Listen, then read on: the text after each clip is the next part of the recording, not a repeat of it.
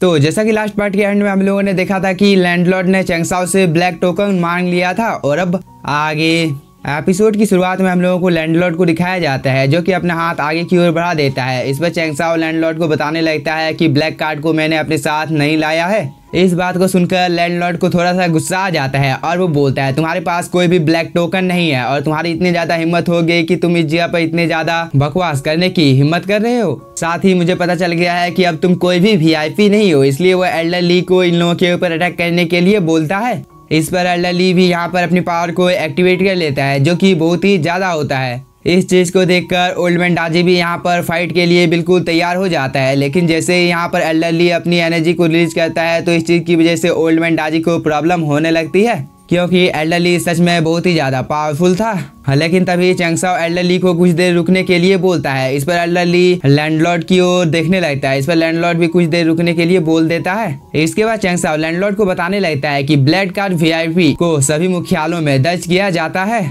इसलिए आपको बस यहाँ पर टोंग युआन पर्ल को एक्टिवेट करना है। इसके बाद आपको पता चल जाएगा कि मैं झूठ बोल रहा हूँ या सच, क्योंकि इस मामले की छानबीन करने के बाद आपको भी पता चल जाएगा कि मैं बिल्कुल सच बोल रहा हूँ। लेकिन इस बात को सुनकर लैंडलॉर्ड बहुत ही ज्यादा शॉक हो जाता है और वो बोलता है आखिरकार तुम कौन हो और तुम्हें टोंग युआन सीक्रेट वेपन के बारे में कैसे पता है। इस पर चेंगसाओ बोलता है मैं वान लाओ पैलेस में आपका एक गेस्ट हूँ और अभी भी अगर आपको कुछ जानना है तो आप उस सीक्रेट वेपन को एक्टिवेट कर सकते हो, जिसकी वजह से यहाँ पर सभी को पता चल जाएगा कि मैं सच बोल रहा हूँ। क्योंकि आप जैसे ही उस पर्ल को बाहर निकालोगे और इसके अंदर में मैं जैसे ही अपने ब्रीड को डालूंगा तो यह चीज कंफर्म हो जाएगी कि मेरे पास ब्लैक कार्ड है। इस बात को सुनने के बाद लैंडलॉर्ड इस जगह पर कुछ देर तक अपने मन में सोचने लगता है, लेकिन तभी चेंगसाओ बोलता है क्या तुम्हें यहाँ पर डर लग रहा है कि मैं तुम लोगों के सीक्रेट वेपन को चुरा लूंगा। इस बात को सुनकर लैंडलॉर्ड को भी थोड़ा सा गुस्सा आ जाता है और वो इस पर्ल को यहाँ पर अपीयर कर लेता है जो कि दिखने से बहुत ही ज्यादा पावरफुल लग रहा था। लेकिन ओल्ड मैन डाजी तो इस चीज को देखकर बहुत ही ज्यादा खुश हो जाता है। दूसरी तरफ मैनेजर भी इस चीज को देखकर बहुत ही ज्यादा शॉक हो जाता है और वो बोलता है आखिरकार यह चीज क्या है। इसके बाद लैंडलॉर्ड अपनी पावर की मदद से टोंग युआन पर्ल को एक्टिवेट कर देता है और उसे चेंगसाओ के पास भेज देता है। तभी चेंगसाओ टोंग युआन पर्ल को देखकर बहुत ही ज्यादा खुश हो जाता है और वो बोलता है सच में ये टोंग युआन पर्ल है और साथ ही प्रीवियस लाइफ में मैंने वानबाओ टावर के लिए सुप्रीम वर्शिप किया था, तभी एक बार मुझे ब्लैक कार्ड मिला था जिसके बारे में किसी को कुछ भी पता नहीं है और मुझे जहाँ तक याद है वह कार्ड अभी भी इस जगह पर होना चाहिए। चेंगसाओ अपने मन में ये सब सोच ही रहा था, लेकिन तभी लैंडलॉर्ड बोलता है अब तुम्हारी बारी है, तुम अब इस चीज को कर सकते हो। इस पर चेंगसाओ भी बिना कोई टाइम जाए किए अपने फिंगर को जुआनटियान पर्ल में टच कर देता है, जिसकी वजह से यहाँ पर बहुत ही अमाउंट में एनर्जी बाहर निकलने लगती है क्योंकि जुआनटियान पर्ल एक्टिवेट हो गया था और वो हवा में फ्लाई करने लगता है। इस चीज को देखकर लैंडलॉर्ड, मैनेजर और यहाँ पर एल्डर ली बहुत ही ज्यादा शॉक हो जाते हैं क्योंकि इन लोगों को यहाँ पर उम्मीद नहीं थी कि चेंगसाओ इस चीज को कर पाएगा। तभी हम लोगों को जुआनटियान पर्ल को दिखाया जाता है जिसके अंदर में बहुत ही अमाउंट में स्पिरिचुअल एनर्जी इकट्ठा हो जाती है, जिसकी वजह से जुआनटियान पर्ल बहुत ही ज्यादा ग्लो करने लगता है और अभी भी बहुत ही अमाउंट में स्पिरिचुअल एनर्जी जुआनटियान पर्ल के अंदर में जा रही थी। तभी इसके अंदर में बहुत ही ज्यादा एनर्जी आ जाने की वजह से यहाँ पर एक ब्लास्ट होता है।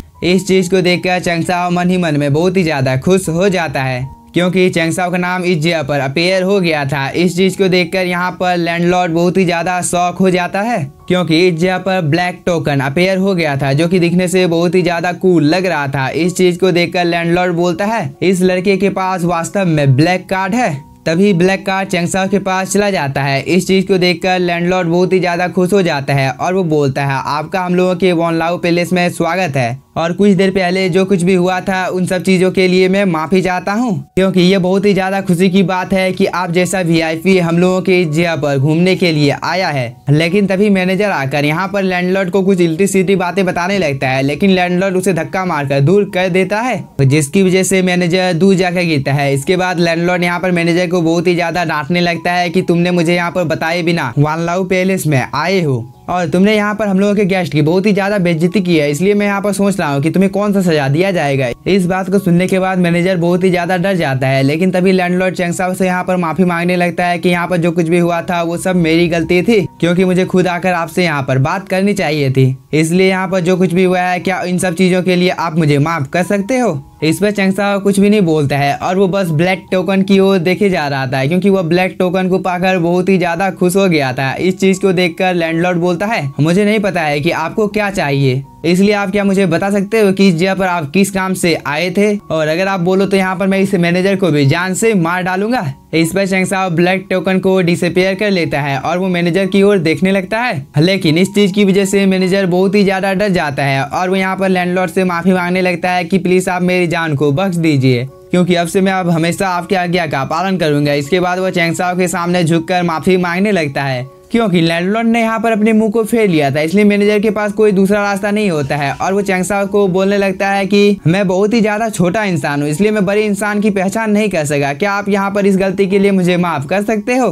क्योंकि अगर आपने यहाँ पर ऐसा नहीं किया तो मेरी जान चली जाएगी। इस बात को सुनकर यहाँ पर लैंडलॉर्ड को बहुत ही ज्यादा गुस्सा आ जाता है और वो अपनी एनर्जी को रिलीज करता है, जिसकी वजह से मैनेजर और भी ज्यादा डर जाता है।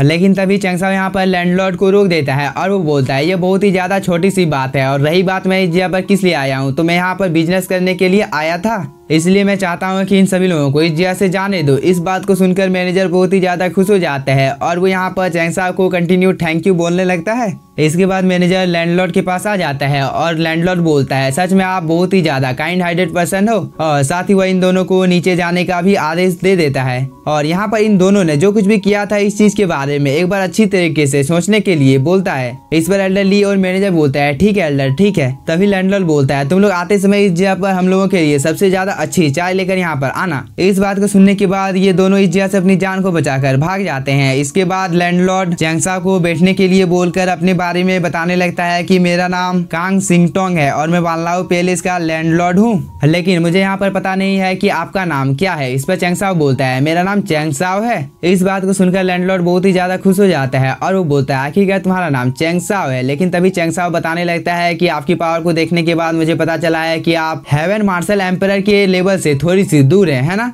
इस पर लैंडलॉर्ड बोलता है नहीं नहीं मुझसे तो ज्यादा टैलेंटेड तुम हो, क्योंकि तुमने इतने ज्यादा कम उम्र में मार्शल किंग के 7 लेवल के पीक को अचीव कर लिया है, जो कि कोई नॉर्मल बात नहीं है, क्योंकि आपका फ्यूचर बहुत ही ज्यादा ब्राइट है और फ्यूचर में आप मुझसे भी कई गुना ज्यादा पावरफुल बनने वाले हो। तभी ये लेडी यहाँ पर चाय लेकर आ जाती है और वो चाय को सर्व करने लगती है। इस चीज को देखकर लैंडलॉर्ड बोलता है चैंग साओ अभी अभी तुम्हारे सामने जो चाय पेश की गई है वो आज से 100 साल पुराने आइस माउंटेन की व्हाइट चाय है, जो कि बहुत ही ज्यादा स्वादिष्ट होती है, क्योंकि इसे वुजू सोनो माउंटेन की चोटी से बनाई जाती है। इसलिए मैं अब चाहता हूँ कि आप इस चीज को चख कर देखिए कि इसका स्वाद कैसा है। इस बात को सुनकर ओल्ड मैन दादी और चैंग साओ चाय को चखने लगते हैं और यहाँ पर ओल्ड मैन दादी को इस चाय का स्वाद कुछ ज्यादा ही अच्छा लग जाता है, क्योंकि वह लगातार यहाँ पर चाय पिए जा रहा था। लेकिन इसी के साथ ये एपिसोड हो जाता है खत्म। तो अगर आप लोगों को एपिसोड पसंद आया होगा तो चैनल को सब्सक्राइब कीजिए और वीडियो को लाइक और हो सके तो एक प्यारा सा कमेंट कर दीजिएगा। तब तक मैं इसके नेक्स्ट पार्ट को अपलोड करने की कोशिश करता हूँ। Thank you for watching.